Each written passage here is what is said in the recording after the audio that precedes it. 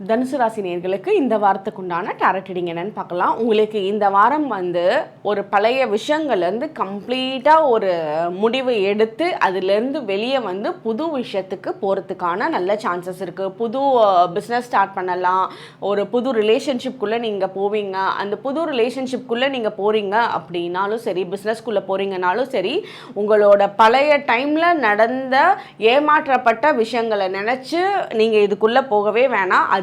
அது முடிஞ்சது. அந்த காலம் நீங்கள் ஏமாற்றம் அடைஞ்ச காலம் முடிஞ்சிருச்சு. இனிமேல் உங்களை யாரும் பெருசாக ஏமாற்றலாம் முடியாது. நீங்கள் ரொம்ப ரொம்ப நல்ல எக்ஸ்பீரியன்சஸ் எடுத்துட்டீங்க சில இடத்துல ஏமாற்றப்பட்டனால. அதனால் வரக்கூடிய டைமை உங்களால் ரொம்ப பெட்டராக பண்ண முடியும்.